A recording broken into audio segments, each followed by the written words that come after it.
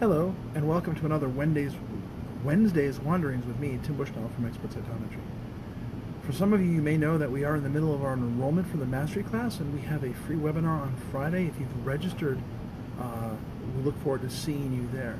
If you missed some of our webinars over the last couple of weeks, I just wanted to talk a little bit about data analysis. How do I set my gates? How do I define my gates?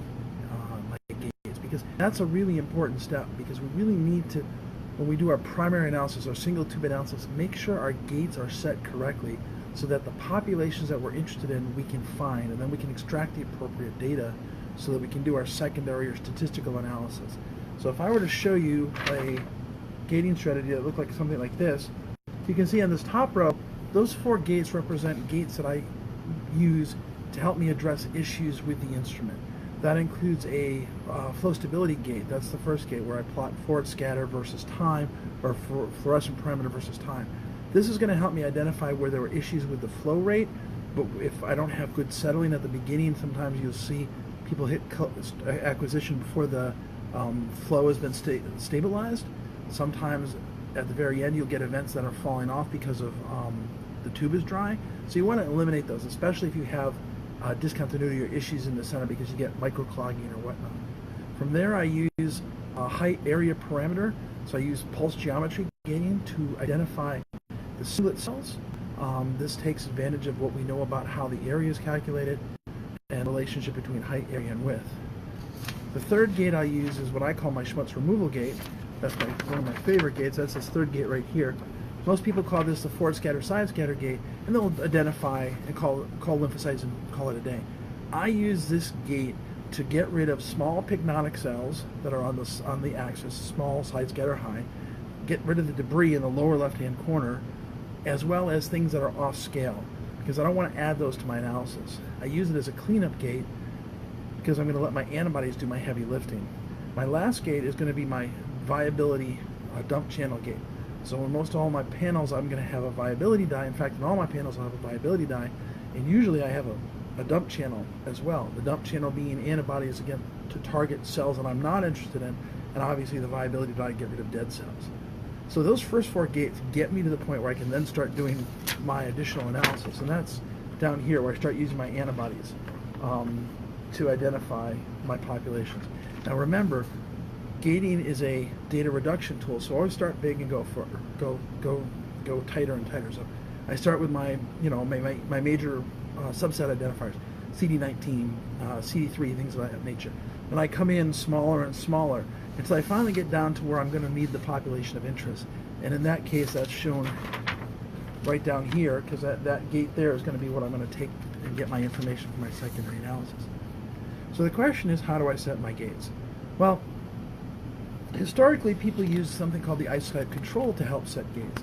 The idea behind this being that if I get an antibody that is to an irrelevant target that has the same isotype as my target antibody, that will bind and identify and help me identify non-specific binding. But there's a lot of literature out there that shows that this is not a valuable tool. And here's a couple of papers. This paper from Macker and Joe Trotter back from 2006, where they gated on what they called small lymphocytes and used 3 different PE labeled isotype controls. I put the red line in just to offer their unstained, so you can see how much shift there is between those. More recently, a paper by Anderson and research and colleagues from Aarhus University, which is shown here, studied how best to block cells, and they were looking at macrophages and monocytes. And they did a really nice study to show that. What they showed in this first figure here is that their cells express Tie2, which is the second peak right here, very low expression level. We don't get a good resolution. But that third peak here, this is the isotype control peak. Now, if this is the isotype control, and that would mean that everything here is negative, even though we know that this is positive. They go on to further say they got a different isotype from a different company, and it then showed binding down here so that you could actually see positivity. So I'm not sure you want to trust isotype controls.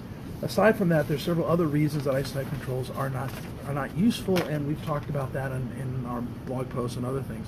So how do I set my gates? Well, one of the areas that I use is the fluorescence -1, or the FMO control. And you've probably seen this type of figure here on the far right, these are fully stained samples. On the far left, this is my unstained sample. Oh, do I have this upside down? Yes, I do. Here we go. And so how is that better? There's my FMO control. Here's my unstained sample. The red line represents my unstained cells. This middle panel represents my FMO control. There's no PE staining here, so everything above that red line can't be PE positive because there's no PE there. But that represents the spread of the data caused by all the other fluorochromes spilling in and impacting the sensitivity of that channel. This FMO control, this blue line, is actually the gate that I would use to identify these as my positive cells and these as negative. What's in between here, this is that spread. This is why we need to use the FMO control. They're essential when you're looking for rare events, emergent targets, or any other place where you have an issue with sensitivity. So really, really encourage you to use the FMO control. Now, if you're doing a stimulation experiment and you're trying to stimulate and activate cells, have an unstimulated control as well. This is based upon data that we've generated. Here we have our FMO control. Here's our gate. Notice the distance between here. So the FMO control is, again, showing the spread of the data in this specific channel of interest. Our fully stained sample over here, this is my stimulated sample, where if I use my FMO control, I might miss some of these cells. Importantly, we take a look at our unstimulated sample, which is shown here, and this is our gate, which really helps us identify, use the biology to identify where our gate should be placed. So by using that helps us identify and positively set our gate, and that's why we use that control to help us stimulate, to help us set that gate. In fact, you'll see there's percentages on here, and one of the things I do like to do, especially here's my unstimulated control, is a perfect example, is I want no more than 0.1% of my target of the population in my control, and that comes from this famous figure. This is the normal distribution. The green lines represent the 95th confidence level. The red represent the 99%, or 3 standard deviations from the mean. 99.7% of the data is contained within between those two red lines. That means there's about 0.15% of the data on each of these tails. So by setting my gate using that 0.1% cutoff and communicating that to you, you can set your gates using a statistical tool without having to go through and calculate the statistics. So, as I said, we talked about the different types of gates we used. Those first 4 gates that I used to help clean up my data and address issues related to how the instrument ran. I've talked about, again, reason why you might want to not use those isotype controls, and again, that Anderson paper from 2000 and I'm pulling the date so I make sure I get the right date, from 2016 from Cytometry, I think it was the November issue, really is a great paper to talk about blocking of cells and illustrate why isotype controls are bad. There's a bunch of other papers out there as well. And again, if you're doing stimulation experiments, having a stimulation control and having an unstimulated control really helps you ensure that you've got the right gating. So with that, I'd like to say thank you for listening to me today. Hope to see some of you, I hope to see all of you actually on Friday's webinar if you've registered. So please, if you haven't, go to getflowtraining.com and you can register for the last webinar that's coming up on Friday. With that, I'd like to say thank you and have a great day, everyone.